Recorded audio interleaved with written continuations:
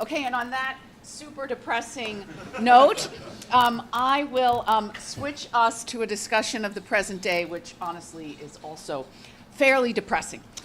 So I will actually start, because I'm a boring political scientist, with some graphs that actually reflect some information that Professor Lawrence started us off with. So we're having a seminar, or you guys are having a seminar on democratic resilience because we're worried about democratic resilience in a way that we would not have been worried 20 years ago. So if you look at this first graph, it sort of has, sort of a chart by three of the most well-known and well-respected kind of think tanks that track the progress of democracy. And you can see here that starting at about 2006, all of them, they use slightly different measures. Note that there has been a decline in, global democracy ratings. You can see this in a different way here, slightly different starting point. This is just tracking how many countries, again, using similar kinds of measures, how many countries are becoming more democratic as opposed to becoming less. And so you can see that, sort of around that point, 2006, 2010, we have a significant decline, right? There are many more countries kind of going backwards in the quality of their democracies or towards democracy, as opposed to those that are moving in a less democratic or authoritarian direction. So globally, there's a reason why we're having this conversation. But I want to begin by saying that despite this sort of overall global trend, there are some parts of it that are even more troubling than others, right? So the reason why the 2006 starting point or 2010 is there is that's the point in all of human history, right? Maybe not, I won't go back. Let me say modern human history since we just had a classicist here. That was the height of what political scientists call the third wave. At that point, there were more democracies in existence on the globe than had ever existed before, right? So this third wave starts in the late 20th century, right? We use the term wave just to kind of capture periods of time when lots of countries move in a similar direction, right? So we had a wave of democracy that began in the late 20th century. It swept over pretty much almost every area of the globe, Eastern Europe, obviously parts of the former Soviet Empire, Latin America, Africa. We had waves in the past, right? Some of you are probably familiar with the ones, at least in the 20th century, after the First World War, big wave of democratization, after the Second World War. And just to stop for a second, as a, sort of a Europeanist, in addition to being a scholar of democracy, it's only after the Second World War, right, that wave, that we actually get stable, what we call sometimes consolidated democracy in Western Europe, right? And we don't get democracy in Southern or Eastern Europe until the third wave. So it's just important to recognize how recent it is in some places in a comparative perspective. Now, we use the term waves, but a wave, as anybody who's ever been to the beach or knows anything about waves knows, there's always undertows to waves. Otherwise, obviously, we'd be a globe covered by water. Now, the reason why there's undertows with democratic waves is that it's actually very hard to make democracy work. And so when you have these periods of great transitions, a lot of countries that make these transitions from authoritarian to democratic regimes simply are not able to build up the infrastructure of democracy, right? So they topple an old regime, but they can't put together the infrastructure of democracy. And I'm going to talk a little bit about that, right? And when we think about the infrastructure of democracy, things that pop into mind, we're in a Center for Constitutional Democracy, constitutions, checks and balances, active civil societies, free press, well-functioning political parties, and, crucially, legitimacy among citizens. I'm going to talk more about that. Now, even though, right, we've had this global decline in democracy, right, actually from a historical perspective, the fact that there was this undertow, this decline beginning in around 2006, 2010, is not, from a historical perspective, as I've indicated, should have been unexpected, right? It's saddening, but not surprising. We know from previous waves, for the reasons I said, that many countries that make the transition actually are not going to succeed. What's distinctive about what's happened since 2006 or 2010, accordingly, is not that many new democracies have faltered. It's that we've actually begun to see democracies that we considered solidly in the consolidated, well-established camp falling apart or eroding. But even here, actually, there are important distinctions to make, right? If we look at the other obvious sort of place where there's lots of what we consider to be, relatively well-functioning, long-established democracies, Western Europe, right? There actually hasn't been democratic decay in Western Europe, using, again, the measures that, scholars and other kinds of analysts tend to use. Democracy has actually continued to function fairly well in Western Europe, despite, I would point out, the fact that here, too, you have rising support for populism.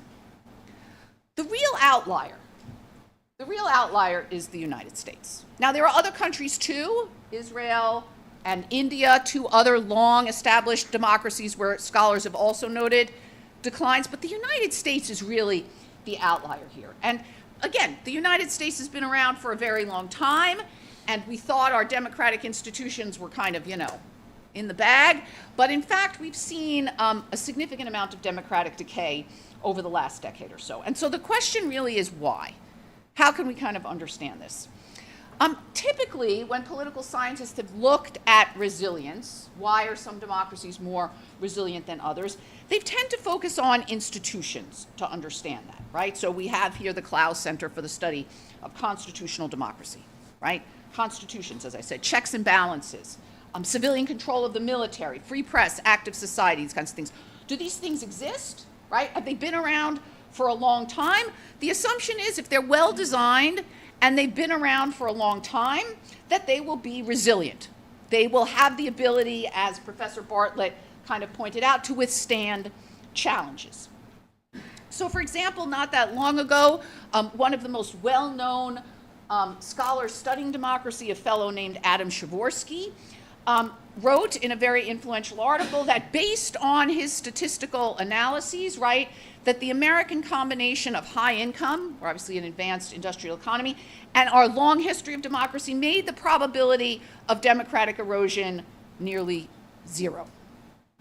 Now, that clearly turned out to be wrong, and even Przeworski has said, I don't know, I'm just completely and utterly surprised by what has been going on in the United States for the last 10 years.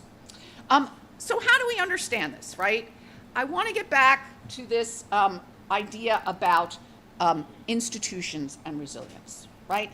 When political scientists think about resilience, as I mentioned, they really focus a lot on institutions. So when we talk today, or the media talks today, what's going on in our country that's so terrible, right? We talk about what we see as attacks on our democratic institutions, constitutions, separation of powers, attacks on the free press, attacks on civil society, right? We call that in political science, since there's always a room for a little terminology, input legitimacy, right? Democracy's nature is its institutions. Democracy's resilience comes from those institutions and procedures, right? They're not just the crucial components of democracy, it's what gives them strength and legitimacy, or rather resilience. And if they're well designed, as I said, and long lasting, the assumption is that they will be resilient. They will last over time. But of course, there's much more to democracy than this. And I actually think one of the things that the last 10 or 15 years has forced us to realize is something pretty obvious, but that I think a lot of us in the scholarly community had kind of pushed aside, which is that when citizens think about democracy, they're not only thinking about inputs, they're thinking about outputs. Does democracy deliver? Is it responding to my needs and the needs of my communities? From this perspective, if democracy does not deliver, if the establishment does not deliver, if it doesn't respond to citizens' demands and grievances, then it is going to lose the support of citizens over time. And I think that that is, in fact, a lot of what we have seen going on here in the United States. So if we look just at some, sort of straightforward kinds of measures here, right? If you look at American satisfaction with the direction of the U.S. just kind of in general, how do you think the country's doing? You can see that it's not. Generally, Americans are not particularly happy with where the country is and where the country is going.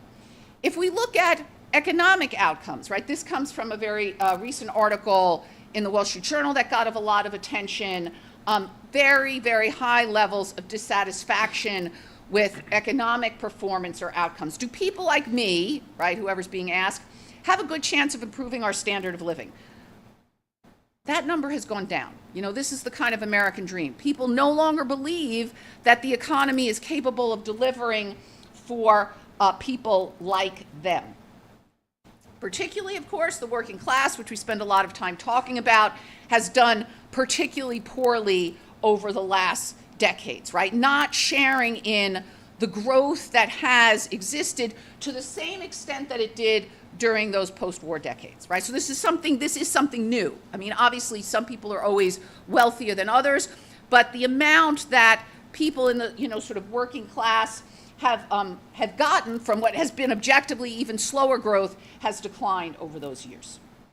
There's also a disconnect between what citizens say they want or prefer and non-economic outcomes as well, right? This is very clear on a whole variety of non-economic issues, immigration being perhaps the most prominent, but certainly not the only one, right? And a lot of talk also since the last election on how far away the Democrats seemed from your average voter, not just, you know, your Trump voter, but your median voter on these issues, right? And so this, you know, again, another reflection of that, when people were polled and asked, you know, where the different candidates stood vis-a-vis their own views, right? Harris came out as much more extreme, believe it or not, than Trump did on these issues, right? So again, just a few data points. The point here is that there is a lot of dissatisfaction in this country on broad issues. What is the United States? Where is it going? Is it going in a positive direction? Has the economy been working for me and for my family and for my communities? Is the government delivering on non-economic issues in ways that are consistent with my preferences? So I guess what I just want to say here again is something pretty simple. When people do not believe that democratic governments, democratic institutions, the establishment, right, are delivering, all of those things are going to lose legitimacy and hence resilience over time, right? The backsliding that we've seen in the United States over the past years is the culmination of a longer trend, right? I wrote down, you know, this old adage that I often come back to from Ernest Hemingway's The Sun Also Rises, where his character, Mike Campbell, and some of you older folks are probably familiar with this, when asked how he went bankrupt, he responds two ways: gradually and then suddenly. Right? And this is just sort of supposed to capture the way crises happen, right? There's a sort of gradual erosion of the foundations, and then some trigger comes and everything collapses, right? And so the way I view someone like Donald Trump is that he was particularly effective at capturing, mobilizing, deepening dissatisfaction that was already there. He did not create it. He just took advantage of it in a particularly successful way. So again, I'll stop here, and what I want to say is, if we want to understand democratic resilience, right, and its flip side, democratic erosion, that's what you have when there's resilience begins to break down.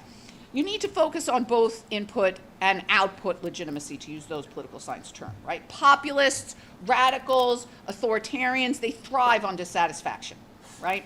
And they thrive on dissatisfaction for citizens, I think, most viscerally on that performance kind of output, right? When there is this kind of dissatisfaction, when people don't see those institutions and those establishment politicians and parties delivering, right, they are much more amenable to folks who come to power and then begin undermining those and attacking those institutions, right? No matter how well designed, no matter how long-lived our democratic institutions are, they're not free-floating. Their resilience depends on the continued support of citizens. And when they start losing that support, we should expect to see, again, the possibility for perhaps surprising, but should not be surprising, lack of resilience. Thank you.